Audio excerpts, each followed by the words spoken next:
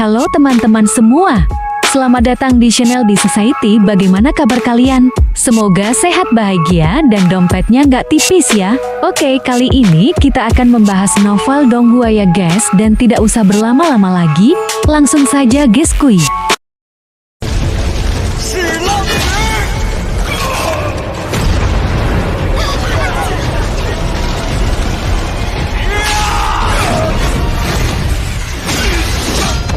Ya, Master. Dalam hal ini, aku akan bertindak sama seperti terakhir kali dan tetap tersembunyi sambil menunggu waktu yang tepat untuk bertindak. Han Li mengangguk. Itu sudah cukup. Terakhir kali kau bertindak pada momen yang sangat menentukan, dengan efek yang besar. Terima kasih banyak atas pujian Master. Hamba akan berusaha sekuat tenaga. Setelah menyimpan dua harta karun tersebut, ia tersenyum dan menghilang dari pandangan dalam sekejap cahaya perak. Han Li kemudian menoleh ke kejauhan, ekspresi tegas muncul di wajahnya. Dalam seberkas cahaya biru, ia terbang jauh ke dalam kabut. Tak lama setelah para pejuang sihir memasuki kabut, batasan yang tersisa di dalamnya mulai bergerak, mengancam mereka secara berulang. Untungnya bagi sebagian besar pejuang sihir, badak raksasa sedang membersihkan jalan, menyapu batasan-batasan itu tanpa rasa khawatir.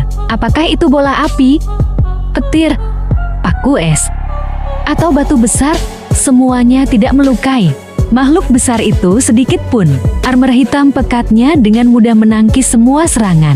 Tanpa menghiraukan serangan apapun, badak raksasa itu dengan tegas menundukkan kepalanya dan melaju ke depan.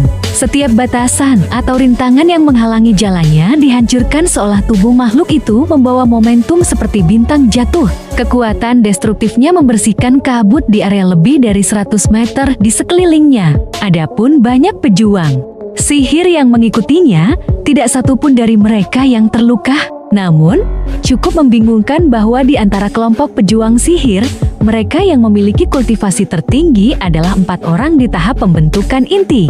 Tidak ada satupun bijak tahap jiwa keturunan di antara mereka. Tak diketahui kemana 3 bijak jiwa keturunan pergi setelah mereka memasuki kabut hijau itu, atau rencana aneh apa yang mereka miliki. Ketika para pejuang sihir melihat bahwa area tersebut telah bebas dari kabut, mereka menghela napas lega. Para pejuang sihir tahap pembentukan inti bahkan berkumpul untuk mendiskusikan langkah selanjutnya. Namun pada saat itu, 2 tombak kerajaan perak yang berkilau tiba-tiba meluncur keluar dari kabut, meninggalkan guntur di belakangnya saat mereka meluncur dengan petir. Terkejut dan cemas, 2 pejuang sihir tahap pembentukan inti bertindak lebih dulu. Mereka segera mengangkat tangan dan melepaskan cahaya biru dan merah langsung menuju tombak kerajaan dalam upaya untuk memblokirnya. Namun, siapa yang bisa mengira bahwa alih-alih langsung menghadapi harta sihir pejuang sihir itu, tombak kerajaan tersebut mengubah arah dan dengan cepat meluncur menuju kepala badak raksasa. Meskipun ini sangat mengejutkan para pejuang sihir pembentukan inti, mereka segera merasa lega. Pertahanan badak raksasa bukanlah sesuatu yang bisa ditembus dengan harta sihir biasa. Namun segera, pemandangan yang menakjubkan terjadi di depan mereka. 2 tombak kerajaan perak tidak langsung menyerang badak raksasa, tetapi sebaliknya, mereka terbang di atas makhluk itu dan mulai saling menyerang tanpa peringatan. Kemudian terdengar guntur yang menggelegar saat seberkas petir padat meluncur dari kedua tombak kerajaan menuju kepala makhluk besar itu. Sebuah penghalang cahaya biru bersinar dari tubuh makhluk itu, tetapi sepenuhnya hancur oleh seberkas petir perak dan langsung mengenai armor hitam pekatnya. Dengan suara gemuruh dan kilatan petir, badak raksasa itu berdiri di tempatnya tanpa terluka. Namun, makhluk itu marah oleh serangan tersebut dan mengeluarkan rongan keras ke langit sebelum membuka mulutnya dan meluncurkan paku es sepanjang 3 meter menuju tombak kerajaan perak di atasnya. Tanpa berusaha untuk bertahan, tombak kerajaan itu menghindar dari paku es sebelum melepaskan seberkas petir perak lainnya dan terbang kembali ke dalam kabut. Ketika makhluk besar itu melihat ini, matanya berubah merah dan ia mengejar mereka tanpa berpikir panjang. Para pejuang sihir pembentukan inti terkejut dan segera memanggil pejuang sihir lainnya di belakang mereka, masing-masing berencana untuk mengejar badak raksasa itu. Namun sebelum mereka bertindak, berbagai cahaya berwarna muncul dari kabut. mengungkapkan lebih dari 100 kultivator yang telah muncul dari persembunyian. Kemudian, mereka melancarkan serangan besar-besaran terhadap para pejuang sihir Molen saat mereka melepaskan alat sihir mereka ke udara. Dengan alarm yang marah, para pejuang sihir Molen juga mengeluarkan alat sihir mereka dan melepaskan teknik roh, menimbulkan kekacauan di antara para kultivator. Dengan penundaan itu, badak raksasa sudah menghilang ke dalam kabut. Para pejuang sihir tahap pembentukan inti tidak dapat menangani hal ini karena mereka terjebak dalam pertempuran melawan banyak kultivator dengan kultivasi yang serupa. Dalam kemarahan mereka berpikir untuk memanggil pejuang sihir di belakang mereka untuk membantu dan sepenuhnya menghabisi kultivasi tersebut, tetapi tiba-tiba, para kultivator telah menarik kembali alat sihir mereka dan terbang kembali ke dalam kabut. Ketika para pejuang sihir melihat ini, mereka saling melirik dengan putus asa dan ragu, tidak tahu apa yang harus dilakukan selanjutnya. Seorang pria tua tahap pembentukan inti yang terlambat, pemimpin kelompok tersebut merenung sejenak sebelum dengan tenang memerintahkan, kita akan membagi jumlah besar kita dan bertindak secara terpisah. Sebagian besar batasan di sekitar seharusnya sudah dihancurkan. Selama kita berhati-hati, seharusnya tidak menjadi masalah. Karena mereka menggunakan taktik gerilya, mereka tidak akan dapat bertahan dari pengejaran penuh dan akan segera dimusnahkan. Adapun badak raksasa, para kultivator tahap pembentukan inti seharusnya tidak dapat melukainya. Kita akan menemukan makhluk itu setelah kita membunuh mereka. Kemudian mengambil inisiatif, pria tua itu terbang ke dalam kabut mengejar seorang kultivator pembentukan inti yang telah melarikan diri ke arah itu. Segera, para pejuang sihir lainnya mematuhi dan dengan kacau menyebar ke dalam kabut dalam kelompok mereka sendiri. Kabut tebal itu bergolak sejenak sebelum segera tumbuh tenang, tanpa seorang pun terlihat. Namun, sesaat kemudian, sebuah sosok melangkah keluar dari kabut hijau dengan ekspresi tenang dan tangan terlipat di belakang punggungnya. Dia adalah orang tua Ma. Meskipun wajahnya agak pucat, matanya bersinar semangat seolah-olah dia dalam kondisi puncak. Dia melangkah ke tengah area kosong dan melirik sekeliling sebelum tiba-tiba menampilkan ekspresi aneh. Dia kemudian menatap lokasi kosong dan dengan tenang berkata, "Karena aku sudah keluar, tidak perlu bagi Daois sejawat untuk terus bersembunyi. Teknikmu tidak akan bisa menyembunyikanmu dariku." Dengan desisan dingin, cahaya hitam berkilau memperlihatkan pejuang sihir kurus yang tinggi. "Aku tidak menyangka bahwa indera spiritualmu masih begitu kuat. Awalnya aku berencana memberimu kejutan yang menyenangkan, tetapi sepertinya segala sesuatu tidak selalu berjalan sesuai rencana." Begitu ia muncul, ia memutar tangannya dan mengangkatnya ke arah orang tua Ma. Dalam sekejap, puluhan garis hitam setebal jari meluncur ke arah pria tua itu. Sekitar 1 kilometer dari orang tua Ma dan pejuang sihir kurus, pria botak itu menatap tanpa ekspresi seorang pria di depannya, Kuyou, yang dikelilingi oleh bola api menyala. Api yang memancar dari tubuhnya begitu ganas sehingga mengubah kabut di sekitarnya menjadi abu, menciptakan udara bersih sejauh 100 meter di sekelilingnya. Kuyou awalnya berencana untuk menyerang orang tua Ma dari belakang dan menyerangnya bersama pejuang sihir kurus. Namun, ia tidak menyangka bahwa ia akan terhalang oleh pria botak di sepanjang jalan yang membuatnya marah. Ia mendengus dan berkata, "Kau pikir kau bisa menyelamatkan rekanku dengan menghalangiku?" Teknik roh Sejuan sangat ganas melampaui imajinasimu. Pria botak itu tetap diam sambil menyipitkan matanya. Daripada memperhatikan orang lain, bukankah lebih baik jika kau fokus pada menjaga hidupmu sendiri? Meskipun Daois Ma tidak memulihkan kekuatannya dari pertempuran kemarin, kau pasti telah menghabiskan banyak tenaga juga. Dan dengan tambahan kekuatan besar yang diperlukan untuk mengarahkan formasi teknik roh, kau dalam kondisi yang cukup buruk. Kecuali kau memiliki harta yang sangat luar biasa untuk membantumu. Ia kemudian membuka mulutnya dan meludahkan sebuah tongkat putih pendek. Tongkat itu mengelilingi tubuhnya sekali sebelum tiba-tiba memancarkan cahaya putih yang menyilaukan dengan getaran. Ketika Kuyou melihat ini, wajahnya menunjukkan penghinaan. Tetapi tepat saat ia berpikir untuk melancarkan serangannya sendiri, ekspresinya berubah drastis. Warna cahaya itu tiba-tiba berubah, dan cahaya putih perlahan-lahan berubah menjadi emas. Pada saat yang sama, seekor kera emas raksasa mulai terbentuk di atas tongkat pendek itu. Meskipun ukurannya tidak sebesar badak raksasa, tingginya mencapai 20 meter. Setelah diperhatikan lebih dekat, kera itu memiliki 4 telinga berbulu dan terlihat sangat jelek dan jahat. Begitu ia muncul, ia memukul dadanya dan melolong ke langit sebelum menatap Kuyao di depannya. Roh artefak. Harta sihirmu memiliki roh artefak. Ketika Kuyao melihat ini, ia berseru dengan alarm. Dengan niat membunuh yang mengalir dari wajahnya, pria botak itu membentuk gestur mantra dengan tangannya. Hehe, kau adalah yang pertama menyaksikan roh artefak kera emas berempat telinga milikku. Kau tidak seharusnya merasa terlalu dirugikan. Untuk menemui akhir di tangan ini, tubuh kera raksasa itu menjadi lebih jelas dan segera. Tongkat pendek itu tumbuh menjadi panjang 100 meter. Kini tampak sebagai makhluk iblis sejati. Ia menggenggam tongkat yang diperpanjang dan dengan kuat menghantam ke arah Kuyao dengan cahaya emas memancar dari tubuhnya. Wanita berpakaian hijau tidak bersama pejuang sihir kurus atau Kuyao.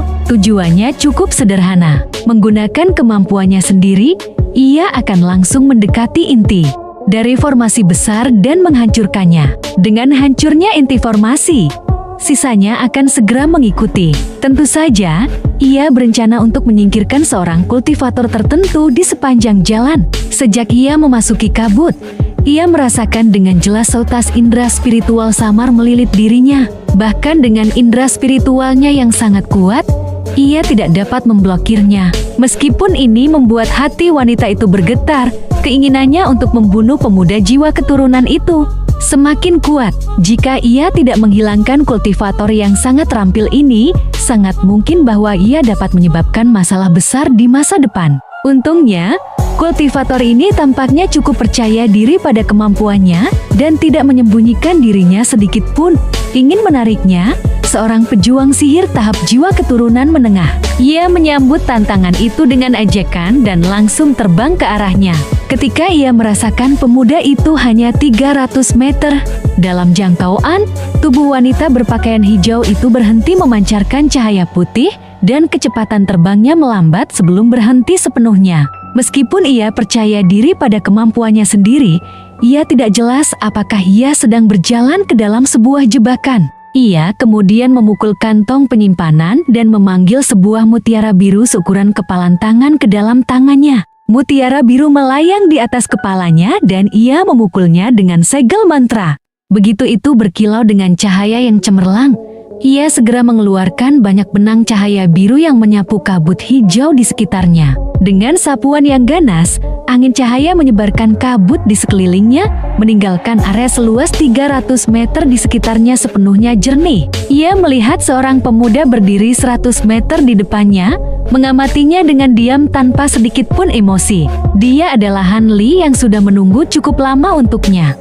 Sinar dingin muncul di mata wanita itu dan tatapannya yang cerah berkilau. Setelah merasakan sekelilingnya dengan indera spiritual, ia mengernyit dan melirik ke langit. Sekitar 100 meter di atas mereka, terdapat awan perak dan emas yang melayang diam di sana. Ketika ia melihat penampilan sebenarnya dari awan emas itu, ekspresinya berubah drastis dengan niat dingin di matanya yang semakin pekat. Wanita itu bergumam, "Kumbang pemakan emas, ternyata kau adalah kultivator yang memilikinya." Han Li terkejut ia mengenali mereka, tetapi ia berhasil mempertahankan ketenangannya. Sepertinya banyak pejuang mantra di antara Maulen yang mengenali serangga ini. Aku benar-benar terkejut. Apakah pejuang mantra yang terakhir melihatku memberitahumu? Alih-alih menjawab pertanyaannya, ia bertanya, "Sagemu dari suku angin surgawi telah dihancurkan oleh tanganmu." Tanpa menunjukkan sedikit pun kewaspadaan yang tumbuh di hatinya, ia menjawab datar, "Sagemu, pejuang mantra yang mengejarku dengan kereta angin. Jika itu yang dimaksud, maka ya, aku adalah orang yang menghancurkan tubuhnya. Seandainya bukan karena jiwa Nesennya melarikan diri dengan cepat, aku seharusnya bisa memusnahkan baik jiwa maupun tubuhnya." Apakah kau ingin membalas dendam atas namanya? Karena wanita ini sudah mengetahui tentang api es surgawi dan sayap badai, ia tidak akan bisa mengejutkannya, menjadikannya lawan yang cukup merepotkan. Semua pertarungannya di tahap jiwa Nation Soul sejauh ini, kecuali satu, telah ditangani dengan cara mengejutkan lawan-lawannya terlebih dahulu dengan sayap badai, lalu menggunakan api es surgawi untuk membekukan mereka. Tubuh Sage-mu tidak memiliki kedalaman kultivasi yang terlalu mendalam, jati kehilangan itu bukanlah hal yang perlu dikeluhkan. Namun, kau memiliki banyak kemampuan mistis dan bahkan mampu mengendalikan kumbang pemakan emas. Oleh karena itu, kau tidak akan bisa melarikan diri hidup-hidup dariku. Ekspresi wanita berpakaian hijau itu meredup dan ia dengan cepat membentuk sebuah mantra tangan. Dengan cahaya putih yang berkilau di sekelilingnya, sebuah pita putih tiba-tiba melayang dari tubuhnya, melambai-lambai tertiup angin. Ia kemudian memutar telapak tangannya dan sebuah kaldron kuning yang samar muncul di tangannya. Kaldron itu dipahat dari kayu tak dikenal, berukuran 4 inci, dan tampak cukup kuno dengan karakter talisman yang rumit terukir di permukaannya. Ketika indera spiritual Hanli melintasi kaldron itu, ekspresinya berubah. Kumbang pemakan emas milikmu mungkin adalah serangga eksotis dari zaman kuno yang dibesarkan hingga mencapai tahap ketahanan dan kerakusan yang luar biasa, tetapi kebetulan dapat dibatasi oleh harta sihir atribut kayu, seperti kaldron roh kuningku. Di masa lalu, aku pernah bertarung melawan seorang kultivator suku terbang yang mengendalikan kumbang pemakan emas, dan aku mencari kaldron ini sebagai persiapan untuk menghadapinya ketika aku bertemu dengannya lagi. Tapi aku tidak menyangka bahwa aku akan pertama kali bertemu dengan seorang kultivator surga selatan yang menggunakannya daripada dia. Seandainya tidak demikian, aku pasti akan menemui kesulitan mengatasi sejumlah besar kumbang pemakan emas ini, terlepas dari seberapa dewasa mereka. Setelah wanita berpakaian hijau itu selesai berbicara dengan nada dingin, ia mengusap kaldron kecil dengan tangan halusnya dan membuatnya bersinar dengan megah. Sebuah penghalang cahaya transparan samar muncul. Ketika Hanli mendengar ini, ia mengerutkan alisnya dan segera mengenakan ekspresi serius. Ada orang lain yang menggunakan kumbang pemakan emas. Kau tidak mengetahuinya. Kumbang pemakan emas adalah serangga suci dari suku terbang, musuh bebuyutan kami. Nenek moyang mereka menghabiskan waktu yang sangat lama sebelum akhirnya membesarkan beberapa puluh kumbang pemakan emas yang sepenuhnya dewasa. Hanya yang paling terkemuka dari kultivator mereka yang diizinkan mewarisinya. Namun, sejak saat itu, sejumlah pejuang mantra yang tidak terhitung jumlahnya telah dimakan oleh mereka, menjadi sasaran kebencian di antara Maulen. Karena kau memiliki begitu banyak dari mereka, aku tidak bisa membiarkanmu mewariskannya, terlepas dari seberapa dewasa mereka. Setelah berkata demikian, ia melemparkan kaldron kecil itu ke atas. Kaldron kecil itu berputar sekali di atasnya dan dalam sekejap cahaya, ia menembakkan sebuah pilar cahaya langsung menuju awan kumbang di langit. Hanli tertegun mendengar bahwa sudah ada kumbang pemakan emas yang sepenuhnya dewasa di dunia ini, tetapi ketika ia mendengar nada jahatnya, ia kembali tenang dan membuang masalah itu ke belakang pikirannya. Hatinya terjun bebas melihatnya menggunakan kaldron untuk langsung menyerang kumbang-kumbang itu dengan kiroh kayu. Dengan ekspresi marah yang muncul sejenak di wajahnya, ia menunjuk ke arah mereka dan membuat awan emas itu terpecah menjadi ribuan kelopak emas. Dalam sekejap, kumbang-kumbang itu hampir tidak terlihat. Akibatnya, cahaya kuning itu meleset. Wanita itu terkejut, tetapi sesuatu segera terlintas di benaknya dan ia menyapu indera spiritualnya ke kabut di dekatnya. Sesaat kemudian, ia mengernyit dan aura dingin menyelimuti wajahnya. Kau benar-benar memerintahkan kumbang pemakan emas untuk menyerang para pejuang mantra lainnya. Kau percaya bahwa kau bisa bersikap santai? Sebelum ia bahkan menyelesaikan ucapannya, ia sudah melemparkan pita putihnya ke arah Hanli. Pita itu bersinar dengan cahaya putih yang mempesona saat melingkar di udara sebelum berubah menjadi elang putih bersih yang panjangnya sekitar 6 meter. Dengan mata berapi-api dan cakar hitam legam, ia mengepakkan sayapnya dan tiba-tiba menghilang dalam sekejap cahaya putih. muncul kembali sesaat kemudian di atas kepala Han Li. Lalu dengan sebuah teriakan, ia menyelam dengan cakar tajamnya mengarah ke arahnya. Elang besar itu sangat cepat. Dalam keadaan terkejut, Han Li secara naluriah mengangkat tangannya, mengeluarkan beberapa busur petir emas dari telapak tangannya, membentuk jaring emas besar untuk menghadapi elang yang datang. Ketika elang putih melihat ini, matanya berkilau dengan sinar jahat dan sayapnya bergetar. Angin menderu. Tak terhitung bilah angin meluncur keluar dalam rentetan serangan padat untuk menghadapi jaring petir emas yang mendekat. Ledakan bergema ketika cahaya emas dan putih saling bertautan. Saat bersentuhan, jaring emas itu berhasil memblokir sebagian besar bilah angin, tetapi mereka terlalu kuat. Jaring petir itu terputus, dan beberapa puluh bilah angin meluncur ke arah Han Li dengan elang besar mengikuti mereka dengan cepat.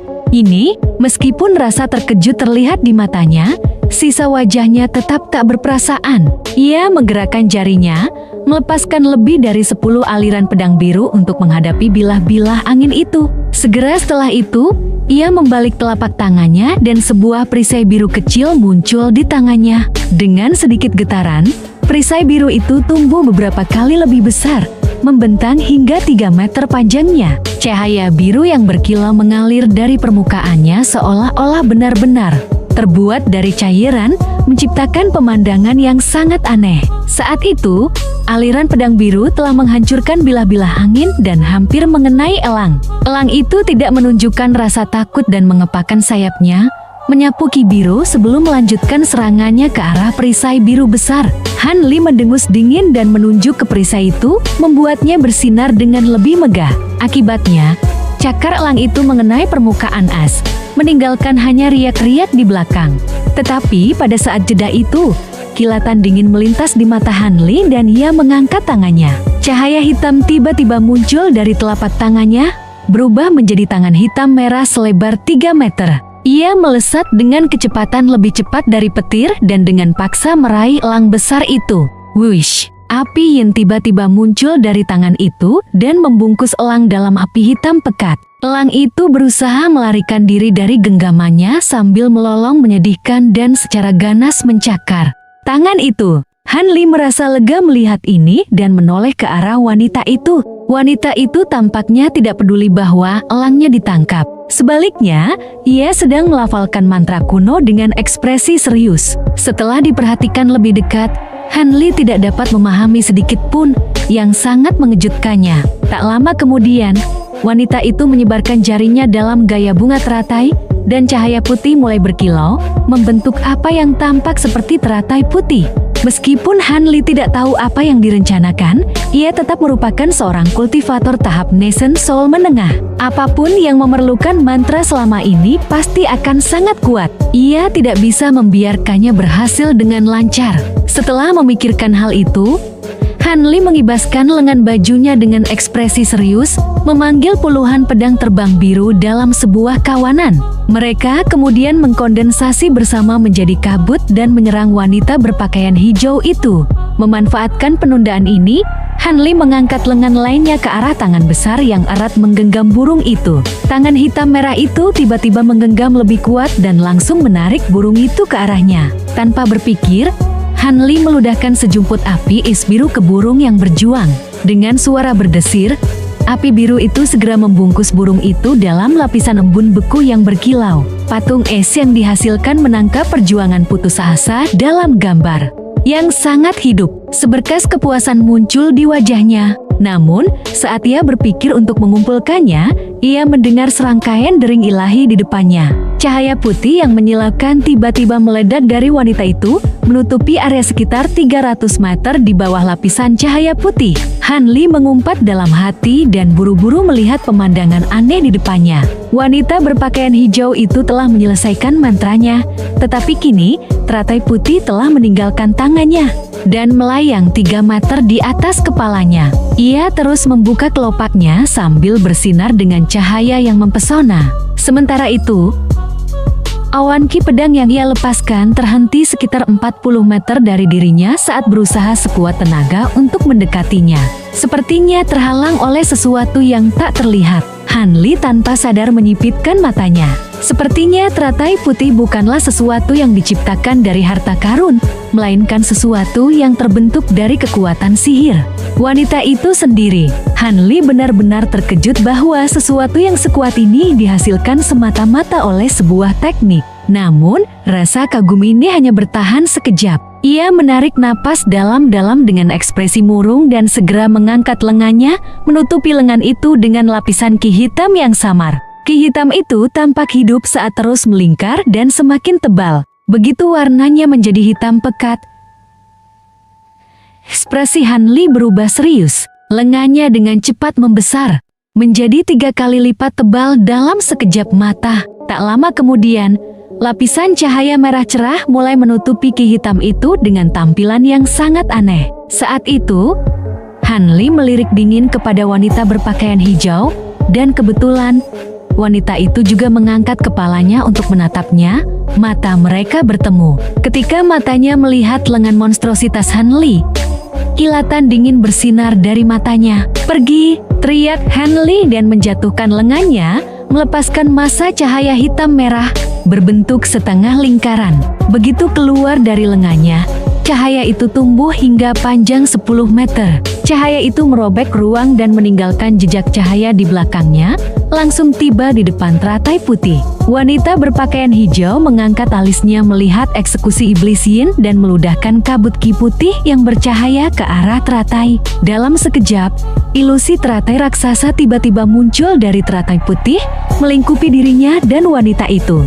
Dalam kilatan cahaya, eksekusi iblis Yin menghantam ilusi teratai dan dengan mudah membelahnya. Namun setelah menembus 10 meter ke dalam ilusi, gerakannya melambat sebelum akhirnya berhenti. Seberkas kebanggaan muncul di wajah wanita itu, tetapi segera ekspresinya berubah drastis. Saat itu, dia melihat Hanli melemparkan objek hitam ke arahnya. Begitu objek itu meninggalkan tangannya, objek itu mulai mengembang dengan cepat dan menghantam ke bawah dengan kekuatan yang mengancam baik wanita maupun teratai. Gunung 1000 lipatan. Ketika wanita itu melihat gunung raksasa yang menjulang ini, ia tidak bisa menahan diri untuk tidak berteriak menyebut namanya. Harta kuno ini terkenal di kalangan para pejuang sihir. Bahkan jika seorang pejuang sihir tahap Nascent Soul menengah sepertinya menggunakan teknik Buddha kuno, mereka tidak akan mampu menahan serangan dari gunung itu tanpa terluka. Wanita berpakaian hijau membentuk sebuah mantra tangan tanpa berpikir panjang, membenamkan teratai putih di atasnya. Wali kuning kecil dan dirinya sendiri dalam fusi cahaya putih. Dalam sekejap, udara di sekitar teratai menjadi sepenuhnya tenang sebelum tiba-tiba meledak dengan sinar biru. Wanita itu muncul kembali. Meskipun ilusi teratai tidak lagi didukung oleh kekuatan sihir wanita itu, ilusi tersebut tetap redup dan tidak segera memudar. Ilusi itu bertahan untuk sesaat sebelum sepenuhnya hancur oleh gunung yang turun.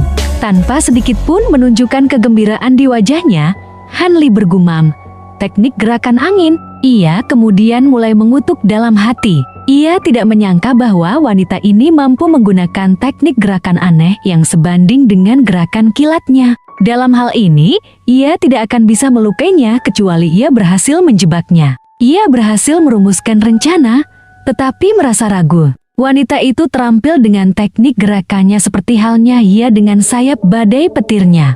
Selama ia berhasil mengikutinya, ia yakin bisa dengan mudah melukainya dengan kedahsyatan api es surgawi. Dengan pemikiran itu, Hanli mengangkat tangannya dan menunjuk ke arah cahaya hitam merah dan puluhan pedang bambu awan hangat yang akhirnya berhasil lepas dari belenggu mereka. Dengan cepat, mereka melesat ke arah tempat wanita berpakaian hijau muncul.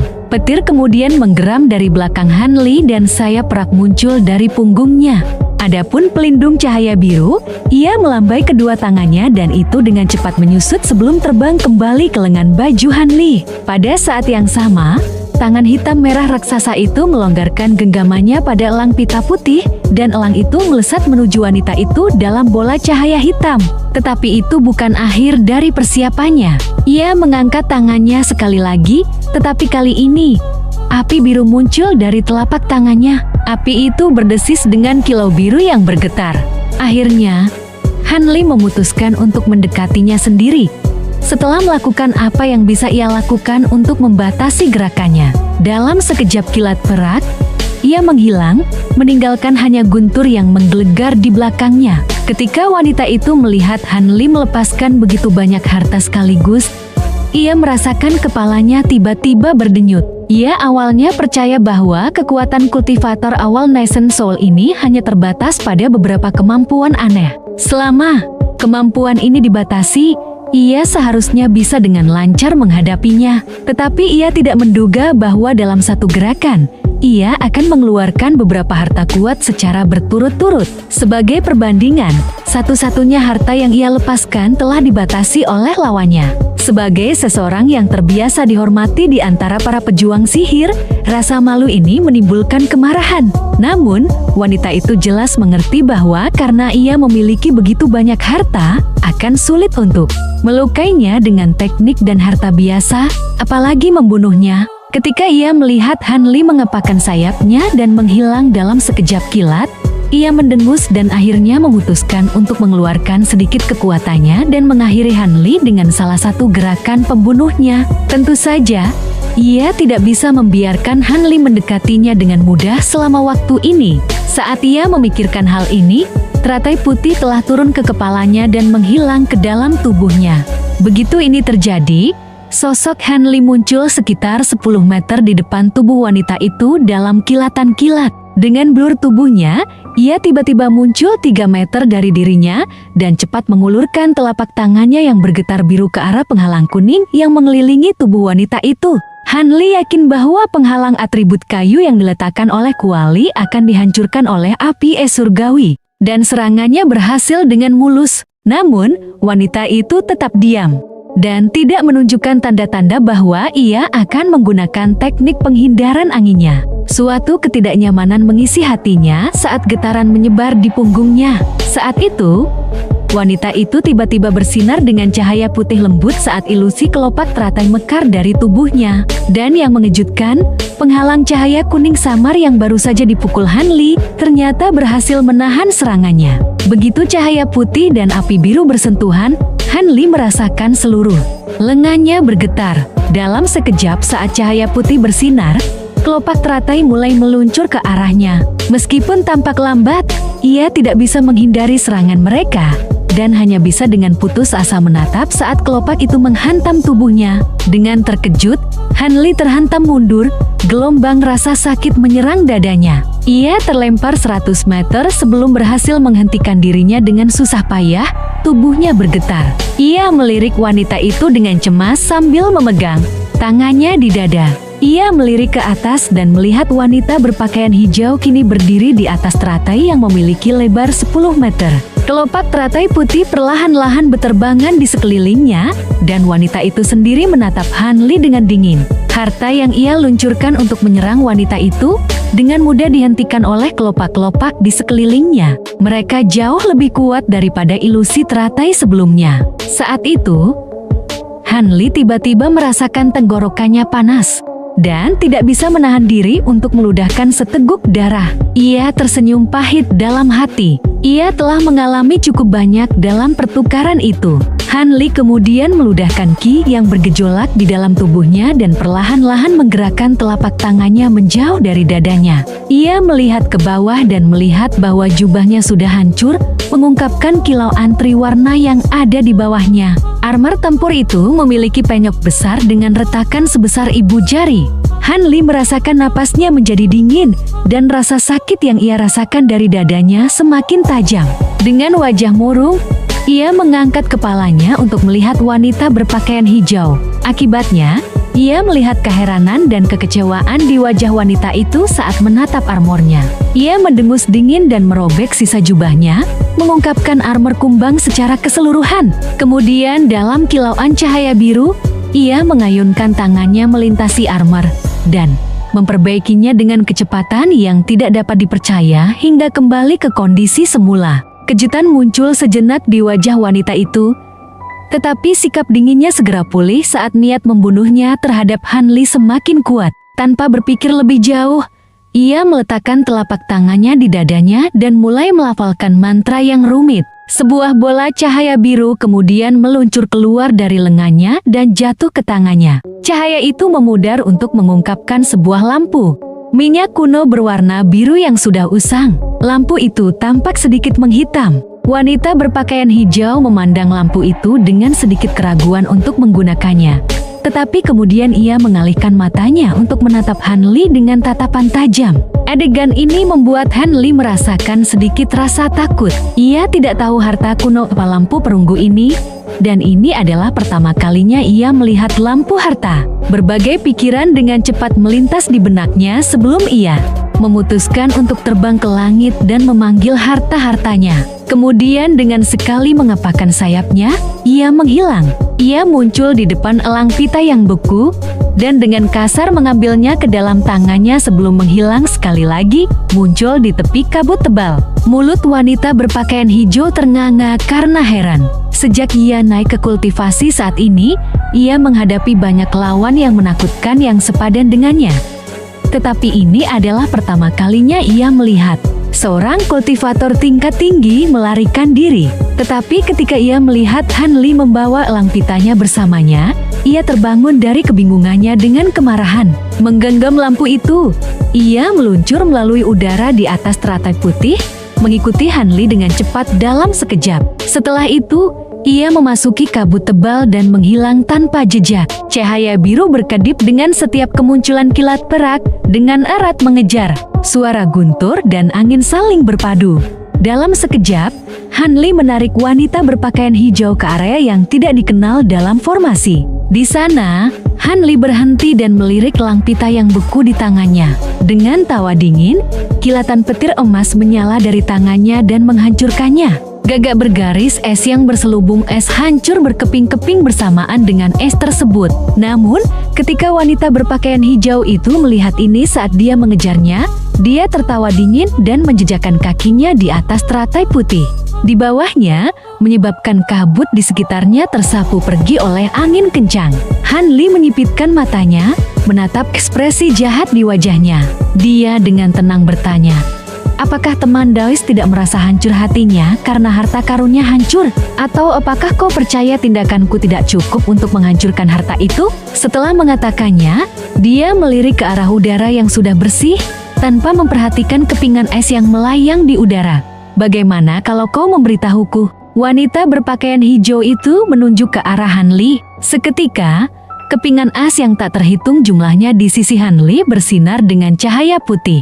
Han Li tertegun dan segera mengangkat lengannya, melepaskan kabut biru untuk menyelimuti es yang bersinar itu. Namun, pada saat itu, es tersebut hancur dan serpihan cahaya putih melarikan diri dari sana, masing-masing berkerumun menuju wanita itu. Kabut biru sudah terlambat. Melihat serangannya gagal, wajah Han Li menjadi suram, tetapi dia menahan tangannya agar tidak membuang usaha pada serangan yang mungkin tidak berpengaruh. Dia melihat cahaya putih mengkondensasi di depan wanita itu, segera mencapai ukuran sebesar bola kepala. Dengan segel mantra yang menyerang bola itu, suara teriakan seekor gagak segera terdengar dari bola tersebut dalam kilatan cahaya putih yang menyilaukan sebelum mengambil bentuk gagak putih bersalju seperti sebelumnya. Ketika Han Li melihat ini, dia mengernyit, tetapi segera dia memperhatikan bahwa semangatnya tampak lesu dibandingkan sebelumnya. Dia menunjukkan ekspresi berpikir saat melihatnya. Sepertinya menghancurkan harta itu memang memiliki beberapa afak. Gagak itu tidak benar-benar abadi. Dia yakin setelah membunuh gagak itu beberapa kali lagi, itu pasti akan berubah menjadi abu dan berhamburan. Meskipun melihat bahwa gagak itu telah melemah, dia tanpa kata melambai-lambaikan tangannya dan memerintahkannya untuk terbang ke langit. Gagak itu kemudian berputar di udara sebelum melayang kembali turun sebagai pita putih. Begitu menyentuh tubuh wanita itu, ia menghilang. Dengan satu tangan memegang lampu, dia menyisir rambutnya dengan tangan lainnya. Dengan nada acuh tak acuh, dia berkata, "Berhentimu yang tiba-tiba pasti bertujuan untuk membuatku marah dengan menghancurkan harta sihirku. Sepertinya tempat ini adalah rencana cadanganmu." Han Li terdiam sejenak sebelum berbicara dengan mata bersemangat. "Karena kau sudah mengetahui ini dan mengejakku, sepertinya kau sangat percaya diri dengan harta di tanganmu. Mungkin kau bisa memberitahuku sesuatu tentangnya." "Ini adalah pertama kalinya aku melihat harta kuno tipe lentera." Wajah wanita itu menjadi suram. Dia berkata tanpa ragu, "Tidak, Lebih baik bagaimana kalau aku mengirimmu ke dunia bawah? Dia kemudian membuka mulutnya dan meludahkan bola nyala Neson ke dalam lentera. Serpihan cahaya biru kemudian mulai perlahan-lahan naik dari sana. Hanli menghela napas dan mengayunkan lengannya, memanggil bendera formasi hijau dan pelat formasi merah biru ke tangannya. Dia menatap wanita itu dalam-dalam sebelum melemparkan bendera formasi kecil ke udara. Dia segera memukulnya dengan segel kecil dan buru-buru mengucapkan sebuah mantra. Bendera formasi itu berkilau dengan cahaya, menyebabkan kabut hijau tiba-tiba terbentuk. Kabut itu membentang 100 meter di sekitar langit dan tersebar dengan angin sebelum berubah menjadi naga banjir panjang 40 meter dari kabut hijau. Pada saat yang sama, saat Hanli memerintahkan naga banjir untuk menyerang wanita itu, plat formasi di tangannya bersinar dengan cahaya. Dia melemparkannya di bawahnya dan segera mengubahnya menjadi kabut putih saat menghilang dari pandangan. Tiba-tiba, lautan kabut di bawah mulai bergolak dan mengeluarkan ribuan utas cahaya merah biru yang meluncur ke arah wanita berpakaian hijau dalam proses yang padat. Dia kemudian mengeluarkan sebuah lonceng perak kecil dengan gelombang lengannya.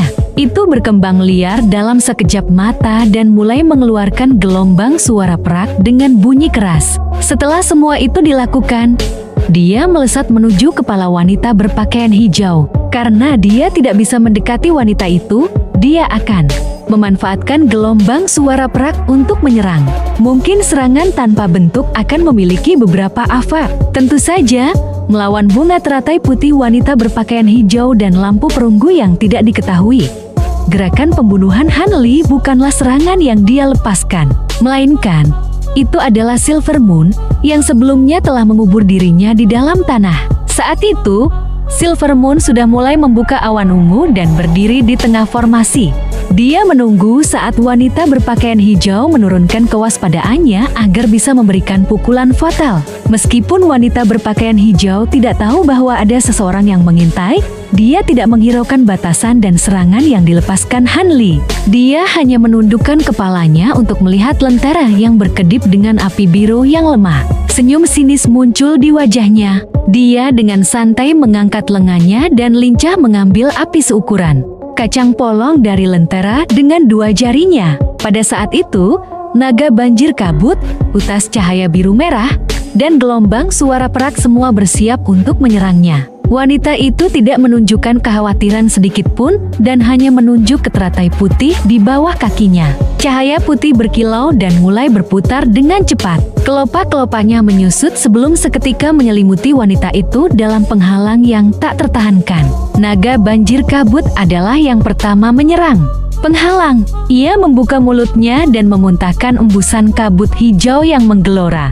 Pada saat yang sama, sehelai kelopak teratai putih dari dalam penghalang dengan lembut menyapu dan menyebarkan serangan itu. Kemudian, utas merah biru mengikuti. Mereka juga disebarkan. Hanya gelombang suara yang tidak terhalang oleh kelopak teratai putih. Mereka melewati penghalang. Tetapi tidak diketahui efek apa yang akan mereka miliki. Ketika Hanli melihat ini, dia membentuk gestur mantra dengan tangannya, dan utas cahaya merah biru berhenti menyerang penghalang. Sebagai gantinya, mereka membentuk jaring besar dan cepat melapisi diri mereka, menghalangi teratai putih dari setiap sisi. Adapun naga banjir kabut, ia meluap dan berubah menjadi hamparan besar kabut hijau, menenggelamkan teratai putih di dalamnya. Sedangkan untuk lonceng perak, itu dengan cepat tiba di depan teratai putih dan dikendalikan dengan segenap kekuatan Hanli. Gelombang suara perak semakin kuat dan terus menyerang wanita berpakaian hijau melalui penghalang. Sementara waktu, wanita berpakaian hijau dari dalam teratai putih tampak tertekan. Namun, Hanli tidak tampak senang dengan ini sedikit pun. Sebaliknya, dia mengernyit melihatnya. Saat Hanli khawatir bahwa serangan-serangan itu sebenarnya tidak memberikan perbedaan, kelopak-kelopak teratai yang menyusut tiba-tiba mekar dan menyebar tanpa peringatan sedikit pun. Kelopak-kelopak itu masing-masing tajam seperti pisau. Kabut di sekitarnya dan utas cahaya sepenuhnya disebarkan begitu bunga mekar. Hanli terlihat sangat murah melihatnya. Wanita cantik berpakaian hijau berdiri di tengah teratai putih dengan wajah tanpa ekspresi. Dia memegang lampu perunggu di satu tangan dan menggenggam api biru yang tampak biasa di tangan lainnya. Dia melirik Hanli dan kemudian melihat di atasnya pada lonceng perak yang membungkus wanita itu dengan gelombang suara perak. Ekspresi keras muncul di matanya. Dia tiba-tiba mengangkat tangannya dan mengirimkan bara api ke dalam lentera perunggu. Bara itu berkeretak dan bergetar sebelum tiba-tiba menghilang dari pandangan. Dalam sekejap, lonceng perak besar dipukul oleh bola api biru yang muncul entah dari mana dan diliputi olehnya. Ketika wanita itu melihat ini, dia mengucapkan mantra dan permukaan lonceng perak terbakar oleh api setan biru yang tidak diketahui. Lonceng perak melolong sejenak dan mengeluarkan cahaya perak dalam usaha untuk melawan api. Tetapi setelah sekejap, lonceng perak itu terdeformasi oleh api perak dan berubah menjadi perak cair. Setelah itu, api setan biru itu menyebar tanpa jejak. Wajah Hanli memucat melihat harta kuno itu dihancurkan. Pada saat itu, wanita berpakaian hijau mengayunkan tangannya dan dengan mudah mengambil bara api biru lainnya dari lampu sambil melirik Hanli dengan jahat. Hanli mengutuk dalam hati dan mengibaskan sayap hujan badainya tanpa berpikir panjang. Dia kemudian menghilang, meninggalkan hanya suara petir di tempatnya. Wanita itu tidak memperhatikan ini sedikit pun dan menjatuhkan bara api biru ke dalam lentera. Begitu dia akan menghembuskan ki spiritual ke dalamnya, cahaya ungu tiba-tiba menyala di bawahnya dan jaring ungu selebar 40 meter meluncur ke arahnya dari bawah. Saat wanita berpakaian hijau berdiri di tempat, dia tiba-tiba mendengar tawa wanita lain. Sebelum seketika diselimuti oleh jaring ungu, seorang wanita cantik tiba-tiba muncul dengan kilatan cahaya kuning segera setelah jaring ungu muncul. Dia tertawa dan berkata, "Karena kau suka bermain dengan api, bagaimana kalau menyaksikan kekuatan jahit api matahari dari awan unguku?" Dia mengangkat tangannya. Jaring ungu berkilau dengan api, menutupinya dengan lapisan api biru putih. Bahkan ada beberapa ular api biru putih yang tiba-tiba muncul dari jaring dan menyerang teratai putih.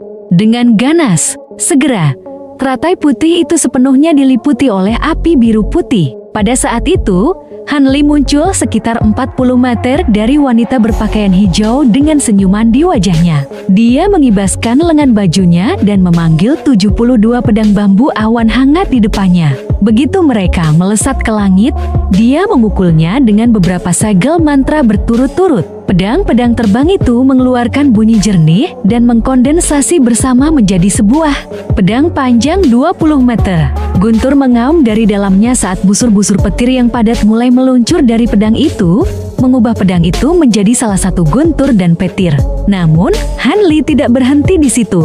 Dia menarik napas dalam-dalam dan meludahkan sutas api es surgawi ke atas pedang, menambahkan lapisan api biru samar di permukaan pedang. Hanli menunjuk pedang itu dengan kilatan dingin bersinar dari matanya. Pedang itu bergetar sebelum memotong langsung menuju teratai putih. Pada saat itu, wanita berpakaian hijau akhirnya menyadari apa yang telah terjadi. Dalam ketakutan yang marah, dia melemparkan bara api biru di atasnya. Begitu bara api biru langit meninggalkan tangan wanita berbaju hijau, cahaya biru yang menyilaukan memancar ke sekelilingnya. Setelah itu, api tersebut mulai berputar di atas kepalanya, menciptakan pertunjukan yang menakjubkan. Api biru putih yang membakar di luar teratai putih segera diambil alih oleh bara lampion tersebut dan dengan cepat diserap. Setelah jahit api matahari terserap dengan bersih, ember menyala yang melayang di atas kepalanya berhenti, hanya bersinar sedikit lebih terang. Wanita berbaju hijau kemudian menunjuk ke arah bara api dan membuatnya bergetar menuju Silver Moon. Silver Moon sangat terkejut dan tanpa berpikir panjang menunjuk ke arah awan ungu. Tiba-tiba, jaring ungu itu bersinar terang dan sebagian darinya bergerak di depan dirinya. Pada saat yang sama, keranjang bunga kuno muncul di tangannya. Kemudian, pedang biru langit raksasa yang mengaum dengan guntur tiba di atas wanita itu, segera menghantamnya atas perintah Han Li. Tentu saja, Silver Moon juga melancarkan serangan bersamaan pada saat itu. Dia membuat keranjang bunga melingkupi tubuhnya dalam kabut putih dan menggenggam tangannya dalam gerakan mantra, membuka lubang besar di barikade teratai putih dalam sekejap cahaya ungu. Melihat tekanan luar biasa dari pedang raksasa, ekspresi wanita itu berubah terkejut, untuk pertama kalinya mengenakan ekspresi serius dalam pertemuan ini. Setelah sejenak ragu, dia menghentikan serangannya terhadap Silver Moon dan sepenuhnya memusatkan kekuatan spiritual tubuhnya ke dalam teratai putih di bawahnya. Dalam sekejap, kelopak teratai putih yang mengelilinginya meningkat beberapa kali jumlahnya dan ilusi teratai mulai melipat di sekelilingnya dalam barikade yang padat. Pada saat itu, dia tiba-tiba menunjuk ke bara lampion dan mengarahkannya kembali terbang di atas kepalanya. Setelah itu, wanita itu mengangkat lampion tembaga di kepalanya dan mengayunkannya di depan dirinya. Serangkaian ilusi api biru muncul bersamaan dengan dua bara api. Kedua bara api itu kemudian terbang menuju kepala wanita tersebut dan berkumpul dengan bara api biru langit asli untuk membentuk bola api biru langit sebesar kepalan tangan. Pada saat itu, pedang raksasa tiba di barikade kelopak teratai. Gelombang guntur dan ledakan besar bergemuruh saat cahaya putih, petir emas, dan api biru saling melilit. Sementara puluhan kelopak teratai cukup mengesankan, petir pembasmi iblis ilahi dan api es surgawi juga merupakan kekuatan yang patut diperhitungkan. Meskipun mereka sendiri mungkin tidak dapat mengatasi ilusi teratai, ketika digabungkan menjadi pedang raksasa, kekuatan gabungan 72 pedang bambu awan hangat akhirnya menghancurkan ilusi teratai meskipun telah berusaha keras untuk bertahan dan menghilang menjadi bintik-bintik cahaya bintang. Tanpa terhalang, pedang raksasa melanjutkan penurunannya, hanya untuk bola api biru dengan santai menyongsongnya. Ekspresi Han Li menjadi serius saat melihatnya. Meskipun dia merasakan ketakutan terhadap api biru langit yang aneh ini, dia cukup tertarik untuk mengukur kekuatan api es surgawi melawan api lampion. Dampak antara pedang raksasa dan bola api biru langit sepenuhnya hening. Terlepas dari apakah itu petir emas atau api es, keduanya langsung dilahap oleh api langit biru. Api itu kemudian mulai melahap pedang raksasa. Pedang bambu awan hangat adalah harta sihir terikat Han Li. Jadi wajar jika dia merasakannya dengan sangat dekat. Pada saat api langit biru sepenuhnya meliputi pedang raksasa, dia merasakan pikirannya bergetar saat rasa sakit yang tak tertahankan dan panas yang membakar menyerangnya. Suhu tubuhnya tiba-tiba meningkat. Dia hampir merasakan darahnya mendidih. Dengan panik, Han Li segera membentuk gerakan mantra dan menunjuk ke pedang raksasa. Begitu dia melakukannya, pedang itu berkedip liar dan berubah kembali menjadi banyak pedang kecil sebelum menyebar. Dia awalnya percaya bahwa ini akan membebaskannya dari api aneh tersebut. Namun ketika dia melihat dengan jelas apa yang terjadi, ekspresinya berubah drastis. Semua pedang terbangnya secara bersamaan tertutup oleh api langit biru yang membakar. Ekspresi Han Li bergetar saat dia merasakan kondisi tubuhnya memburuk, keringat mulai mengucur deras dari tubuhnya. Dia menggigit giginya dalam keterkejutan dan dengan cepat melakukan beberapa gerakan tangan mantra, memerintahkan puluhan benang kesadarannya yang mengendalikan pedang terbang untuk terbang ke langit. Kemudian, dalam upaya untuk melarikan diri dari api, mereka mulai berputar liar. Setelah melihat lonceng perak yang meleleh menjadi cairan perak, dia semakin takut harta sihir terikatnya akan hancur. Jika itu terjadi, vitalitas dan kesadarannya akan mengalami penurunan besar. Pada saat itu, ilusi teratai yang hancur telah digantikan saat lebih banyak teratai muncul dari bawahnya untuk mengisi celah. Wanita itu kemudian melirik Han Li dengan dingin, melihat pedang terbangnya yang dilapisi api. Wanita itu mengejek melihat pedang-pedang itu berputar-putar berusaha memadamkan api. Namun, dia tidak terburu-buru untuk bertindak. Dia hanya menunggu harta sihir terikat Han Li hancur agar kultivasinya mengalami kerusakan besar. Beberapa saat kemudian, ejekan wanita itu membeku, segera digantikan dengan keterkejutan. Lampu perunggu di kepalanya bukanlah alat sihir biasa. Secara ketat, itu bahkan bukan miliknya. Itu adalah salah satu dari dua harta garis keturunan yang diwariskan oleh suku Moulen. Sage Lei ini mampu mendapatkan harta ini tidak hanya karena kultivasinya yang mendalam, tetapi juga karena dia adalah pejuang sihir wanita terkuat di Molen. Yang terpenting, dia adalah satu-satunya wanita yang memiliki peringkat yang sama dengan orang suci Tianlan dari suku Melonjak, dan menerima banyak penghormatan di antara pejuang sihir tingkat tinggi lainnya. Bahkan 3 Sage Ilahi Molen harus memperlakukannya dengan hormat. Sejak dia mendapatkan harta kuno ini, dia hanya menggunakan lampion itu beberapa kali karena pembatasan dan keanehannya. Ketika harta tersebut mencapai jumlah penggunaan maksimum, itu akan segera dicabut dan diberikan kepada pemilik yang lebih cocok. Harta ini sangat penting di antara Molen. Namun, penggunaan paling penting dari lampion perunggu tersebut bukanlah untuk pertempuran. Sebaliknya, ia memiliki penggunaan khusus yang sangat penting. Tentu saja, harta ini jelas kuat dalam pertempuran dan digunakan oleh para pemiliknya untuk mengalahkan banyak musuh tangguh dan menghancurkan banyak harta. Baik itu harta kuno atau harta sihir, api tersebut tidak dapat dipadamkan. Begitu sudah tertutup, harta dengan atribut kayu sangat rentan terhadap api tersebut dan akan hancur dalam sekejap. Tetapi meskipun set pedang terbang Hanli jelas merupakan harta sihir dengan atribut kayu, mereka telah dilapisi api lampion untuk cukup lama dan tidak menunjukkan tanda-tanda akan berubah menjadi abu. Namun pada saat wanita itu terkejut, cahaya ungu tiba-tiba berkilau di atas kepalanya disertai dengan munculnya awan ungu yang tiba-tiba. Wanita berbaju hijau tertegun dan menoleh untuk melihat Silver Moon yang telah memanfaatkan kesempatan untuk meluncurkan pembatasan dengan awan ungu. Kemudian dengan berbalik, Silver Moon memenuhi udara dengan kabut merah muda yang harum, menutupi teratai putih dalam sekejap mata. Wanita berbaju hijau mendengus dan melirik lampion di tangannya. Setelah sejenak ragu, dia memutuskan untuk tidak menggunakannya lebih lanjut dan sebaliknya mengangkat lengannya, memanggil sebuah jimat giok kuning ke tangannya. Justru saat dia berpikir untuk mengaktifkan jimat dan menghadapi Silver Moon, kabut harum merah muda berguncang dan aroma itu semakin kuat. Setelah itu, banyak pria tampan dan wanita cantik mulai muncul dari kabut dan saling berpelukan dengan cara yang sangat berani dan intim, membuat wajah wanita berbaju hijau memerah.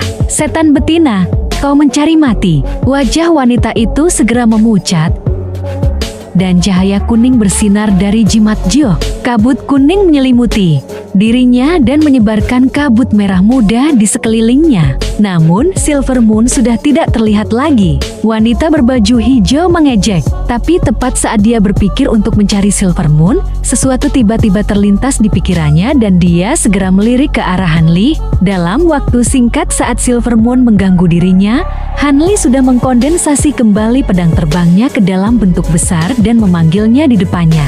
Dia sedang menatapnya dengan ekspresi serius. Wanita itu merasakan gelombang kejutan lainnya saat melihat pedang terbang itu belum terpanggang, tetapi dia tidak lagi berniat untuk tetap diam. Dia segera mengangkat lampion perunggu di kepalanya.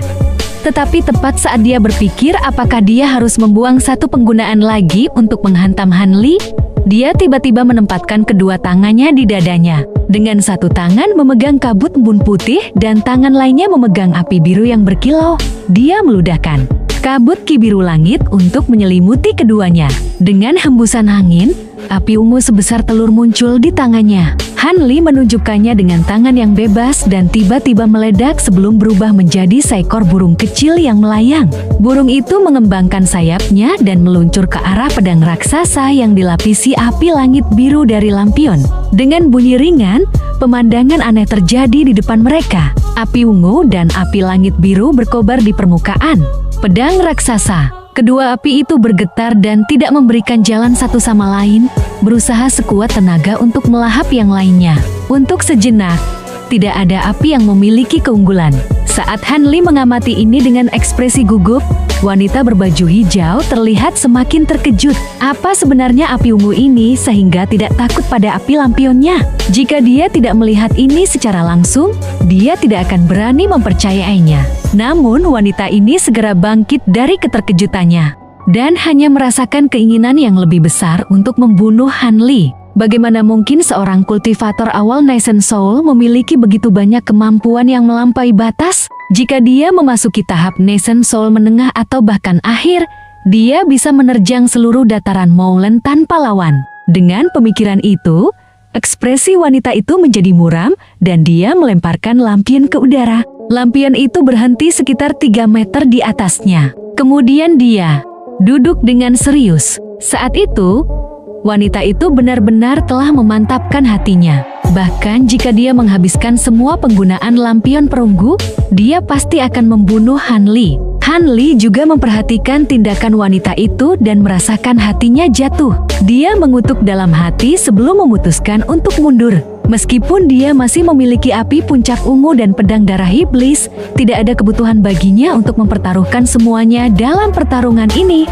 Wanita di depannya bukanlah kultivator tahap Nation Soul menengah biasa. Dia sangat enggan untuk mengakhiri pertempuran ini dengan kehancuran bersama. Saat pemikiran ini berputar di benak Han Li, sebuah sosok tiba-tiba muncul di kabut dan meluncur ke arah mereka, membuat mereka terkejut. Saat keduanya teralihkan, awan ungu terbentuk dari awan ungu di atas kepala wanita berbaju hijau dan tiba-tiba terbelah, melepaskan cahaya putih yang sangat cepat yang meluncur menuju lampion. Kemudian dalam sekejap cahaya putih, lampion itu sepenuhnya diselimuti oleh cahaya dan ditarik kembali dengan kuat menuju awan ungu. Han Li merasa senang melihat lentera perunggu berhasil diraih, sangat bertolak belakang dengan ekspresi putus asa wanita berpakaian hijau. Dalam sekejap, wajahnya memucat dengan ekspresi ketakutan yang penuh kemarahan. Tak lama setelah itu, ia mengangkat kedua tangannya, menyapu kabut putih di sekelilingnya. Teratai putih di bawahnya mulai berputar liar, menghasilkan ilusi teratai yang tampak sebesar gunung. Begitu cahaya putih yang memegang lentera kembali ke awan, ilusi teratai raksasa itu sudah meluncur mengejarnya. Awan ungu kemudian berubah menjadi jaring ungu besar dan menjatuhkan diri. Dalam sekejap, teratai itu menghantam jaring, melepaskan cahaya ungu dan putih. Tawa manis Silver Moon segera mengikutinya. Setelah jaring ungu dilepaskan, cahaya putih memudar, mengungkapkan Silver Moon. Ia tertawa saat memegang keranjang bunga kuno. Bagian dalamnya bersinar dengan cahaya putih saat ia menahan lentera perunggu dengan tegas.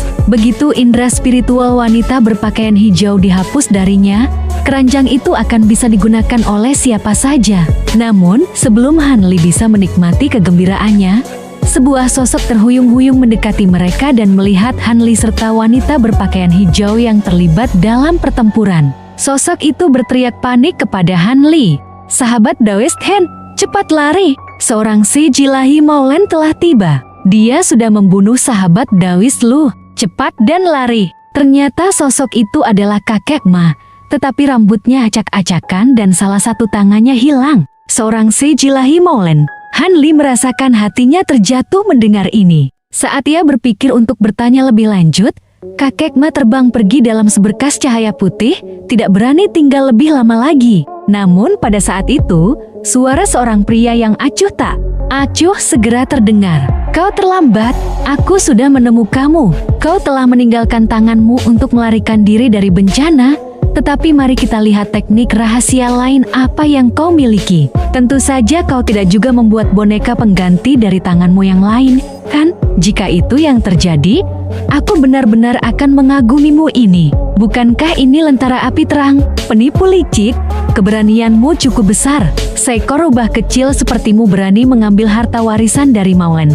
Kata-kata itu diucapkan dengan cepat dan pembicara suara itu segera muncul di hadapan mereka. Seberkas cahaya perak meluncur keluar dari lautan kabut dengan cara yang tampak lambat, tetapi langsung tiba di depan Silver Moon. Wajah Silver Moon menjadi sangat pucat dan ia segera melambaikan tangannya, memanggil jaring ungu di depannya.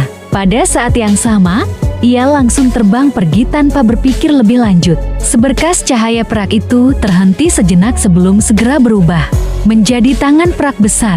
Tangan itu dengan paksa mengambil awan ungu dalam genggamannya dan membentuk kepalan sebelum memukul udara ke arah tempat Silver Moon melarikan diri. Saat Silver Moon terbang dengan seberkas cahaya kuning, tiba-tiba ia dihantam oleh bola cahaya perak dari tempat yang tampaknya tidak ada. Dengan jeritan menyedihkan, cahaya kuningnya menghilang dan ia terjatuh dari langit. Namun dalam kecerdikannya, ia menggigit gigi dan menahan rasa sakit. melemparkan keranjang bunga kuno ke arah Hanli dalam seberkas cahaya putih. Kau mencari kematian. Suara pria itu meningkat marah dan dalam sekejap cahaya, tangan perak itu terbelah menjadi dua, satu mengejar keranjang bunga, dan yang lainnya mengejar Silvermoon yang jatuh dalam usaha untuk menghancurkannya. Tindakan itu dilakukan secepat kilat. Silvermoon menjadi pucat ketakutan dan ia segera mencoba memanggil kekuatan sihirnya untuk melarikan diri. Namun, cahaya perak bersinar dari tubuhnya dan ia mendapati dirinya tidak mampu memanggil kekuatan sihirnya. Serangan mengejutkan sebelumnya tidak hanya melukainya dengan parah, tetapi juga menempatkan pembatasan sederhana pada tubuhnya. Meskipun itu bisa dengan mudah dipecahkan, ia terkejut dan tidak memiliki waktu untuk menghilangkannya. Tangan perak raksasa itu mendekatinya dengan momentum seperti gunung yang jatuh, dan ia merasakan jantungnya bergetar. Ia hanya bisa menutup matanya sambil menunggu kematian. Tetapi pada saat itu, ia mendengar petir menggelegar di belakangnya. Dengan satu tangan memegang pinggangnya, ia entah bagaimana berhasil melarikan diri dari genggaman tangan perak itu. Kita pergi. Hanli muncul dengan jelas sebelum menghilang dari pandangan dengan Silvermoon dalam pelukannya. Tangan perak raksasa itu nyaris tidak mengenai sasaran. Dalam sekejap, Hanli muncul 100 meter jauhnya di tepi, kabut dengan ekspresi muram. Ia menggendong Silvermoon di satu tangan dan pedang besar yang menyala dengan api biru dan ungu di tangan lainnya.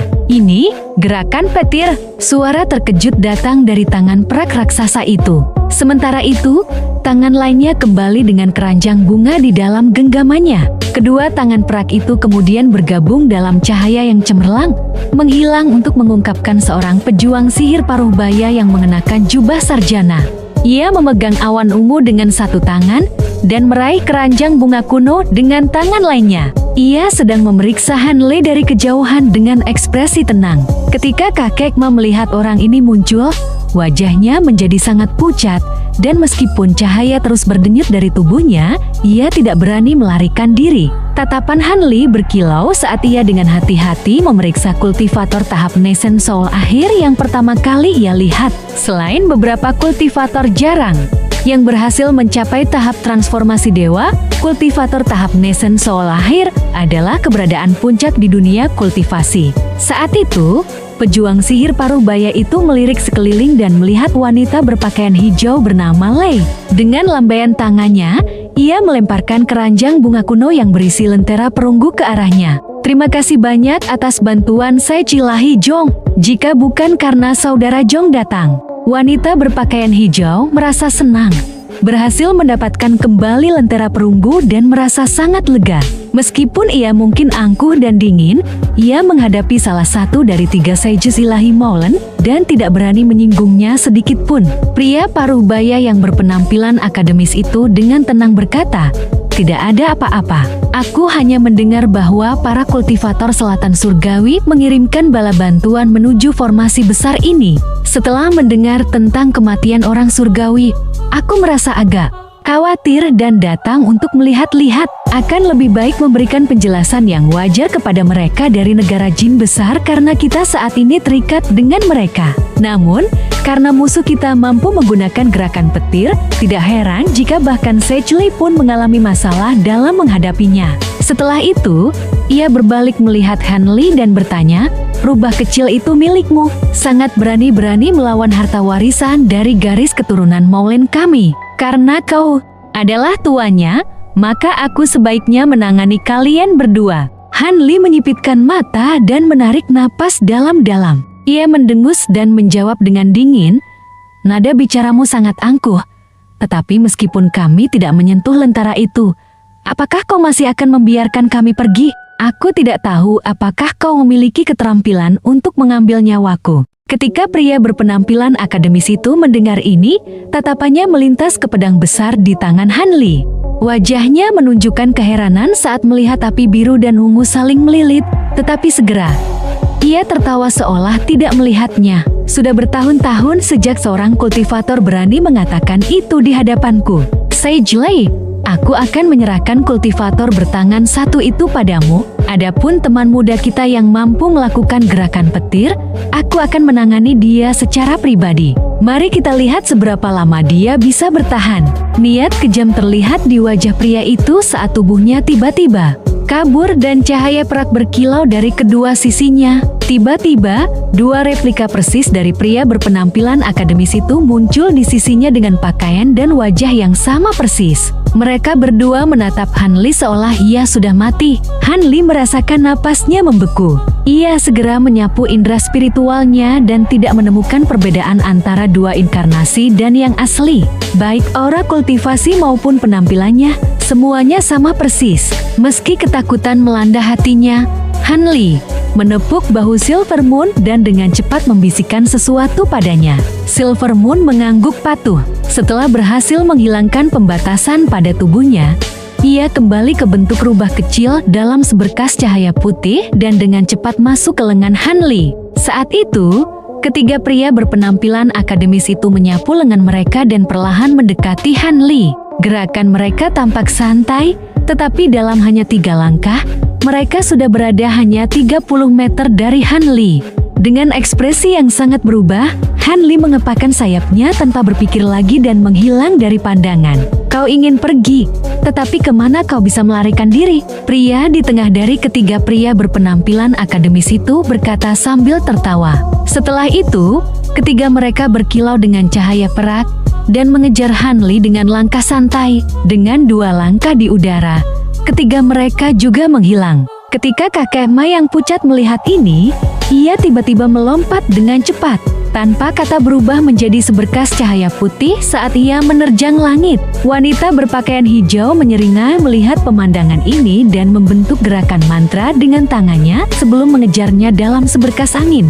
Ia tidak lagi khawatir tentang Hanli, mengetahui bahwa seorang Seji Ilahi sedang mengejar dia. Selain itu, kultivator tua ini tidak mampu melakukan gerakan petir, jadi ia pasti tidak akan bisa melarikan diri darinya. Adapun formasi besar di daerah itu hampir tidak efektif terhadap kultivator Nation Soul.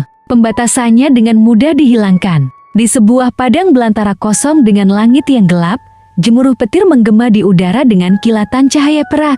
Setiap kilatan mengungkapkan sosok Hanli yang cemas. Ia dengan terburu-buru melirik ke belakang dengan ekspresi penuh kebencian. Silver Moon, sudah berapa hari kita melarikan diri? Suara Silver Moon dengan cemas berbicara di dalam pikiran Hanli. Seharusnya sudah sekitar 4 hari. Jika Tuan beristirahat lebih dari beberapa menit, kultivator tahap Nation Soul akhir ini akan segera mengejar. Apakah benar-benar tidak ada cara untuk melarikan diri dari jejak spiritualnya? Ini terlalu berbahaya. Meskipun kau memiliki Susuro setahun penuh untuk memulihkan kekuatan sihirmu, kau hampir menghabiskan petir pembasmi iblis ilahimu. Tanpa gerakan petir, kau tidak akan dapat melarikan diri dari pengejaran dan gerakannya. Kemampuan yang sangat mendalam ini setara dengan gerakan instan itu sendiri. Tidak ada perbedaan yang bisa dikatakan. Seandainya bukan karena kecerdikan Tuan yang sepenuhnya menghindari pertempuran dan terus melarikan diri, kita pasti sudah terjebak tanpa cara untuk melarikan diri. Hanli tersenyum pahit dan berkata penuh kebencian.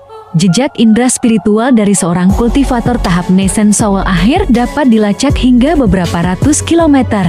Meskipun indera spiritualku melebihi kultivator tahap Nation Soul menengah, tetap saja itu masih cukup kurang dibandingkan dengan kultivator tahap Nation Soul akhir yang sebenarnya. Setelah semua, aku tidak mempelajari teknik perkembangan hebat hingga tuntas. Aku belum bisa mendapatkan lapisan terakhir dari teknik itu. Begitu pengejaran ini berakhir, aku akan segera pergi ke barat jauh dan pasti menemukan lapisan terakhir dari nyanyian itu. Di masa lalu, aku tidak pernah mengalami masalah ini karena indera spiritualku selalu lebih unggul dari lawan-lawanku. Tapi sekarang, tanganku terikat dan aku merasa tidak berdaya meskipun apapun metode yang aku gunakan. Dan cerita pun bersambung. Oke teman-teman, terima kasih telah menyimak novel Donghuanya ya. Dan jangan lupa like, subscribe dan share ya. Dan sehat selalu untuk kalian. Sampai jumpa di episode selanjutnya.